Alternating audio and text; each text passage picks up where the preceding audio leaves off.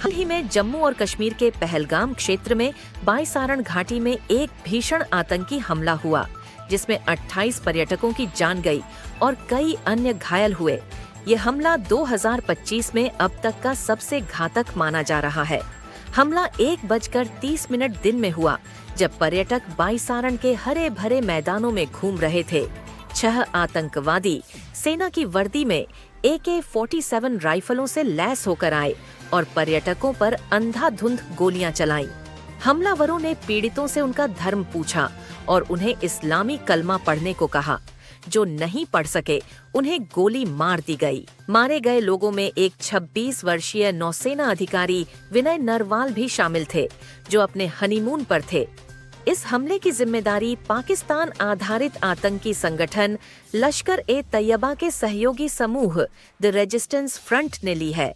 हमले के बाद भारतीय सेना और सुरक्षा एजेंसियों ने बड़े पैमाने पर तलाशी अभियान शुरू किया। हमलावरों की तस्वीरें और स्केच जारी किए गए हैं और नियंत्रण रेखा LOC पर भी सुरक्षा बढ़ा दी गई है। भारत सरकार ने इस हमले के जवाब में कई कड़े कदम उठाए हैं। 1960 की सिंधु जल संधि को निलंबित कर दिया गया है। अटारी वाघा सीमा को बंद कर दिया गया है। पाकिस्तानी राजनयिकों को निष्कासित किया गया है। विशेष वीजा व्यवस्था को रद्द कर दिया गया है। पाकिस्तान ने इन कदमों को युद्ध की चेतावनी के रूप में देखा है और भारतीय वाणिज्यिक विमानों के लिए अपना हवाई क्षेत्र बंद कर दिया है। हालांकि यह हमला जम्मू और कश्मीर में हुआ, लेकिन बेलगाम में भी इसका गहरा प्रभाव देखा गया। बेलगावी बार एसोसिएशन ने इस हमले की निंदा करते हुए एक विरोध मार्च का आयोजन किया।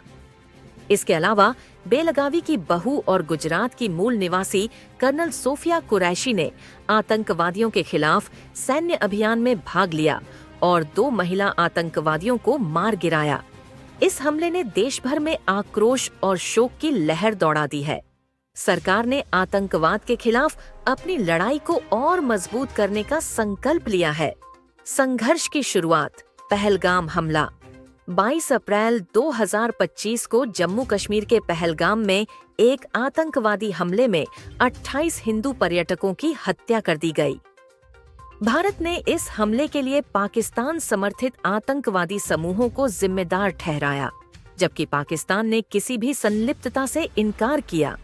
इस घटना ने दोनों देशों के बीच तनाव को और बढ़ा दिया।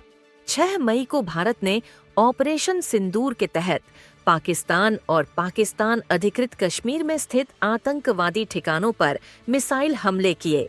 इन हमलों में लश्कर-ए-तैयबा और जैश-ए-मोहम्मद के ठिकानों को निशाना बनाया गया। पाकिस्तान ने दावा किया कि इन हमलों में 31 नागरिक मारे गए। 10 मई को पाकिस्तान ने ऑपरेशन बुनियान अल मरसूस शुरू किया, जिसमें भारतीय सैन्य ठिकानों पर मिसाइल और ड्रोन हमले किए गए। इन हमलों में पठानकोट और ऊधमपुर एयरबेस को निशाना बनाया गया। पाकिस्तान ने दावा किया कि उसने भारत के S-400 एयर डिफेंस सिस्टम को नष्ट कर दिया है। दोनों देशों के बीच सीमा पर भारी गोलीबारी और हवाई हमले जारी हैं, जिसमें अब तक 50 से अधिक लोग मारे जा चुके हैं। पाकिस्तान ने अपना हवाई क्षेत्र बंद कर दिया है और भारत ने अपने रिजर्व बलों को तैनात किया है। भारत ने पाकिस्तान को दी जाने वाली वित्तीय सहायता पर रोक लगाने की घोषणा की है। IPL और PSL जैसे प्रमुख क्रिकेट टूर्नामेंट स्थगित कर दिए गए हैं। संयुक्त राज्य अमेरिका, G7 देशों और ईरान ने दोनों देशों से संयम बरतने और बातचीत के माध्यम से समाधान निकालने की अपील की है। हालांकि अमेरिका ने स्पष्ट किया है कि वह इस संघर्ष में हस्तक्षेप नहीं करेगा।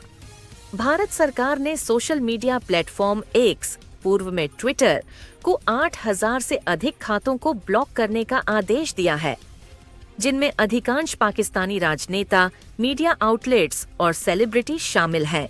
X ने इस आदेश का पालन करते हुए इन खातों को भारत में प्रतिबंधित कर दिया है। स्थिति अत्यंत गंभीर है और दोनों देशों के बीच तनावपूर्ण माहौल बना हुआ है। शांति कोई कमजोरी नहीं, यह 2 सशक्त राष्ट्रों की सबसे बड़ी शक्ति होती है। सीमाएं दिलों को नहीं बांध सकती अगर इरादे शांति के हों।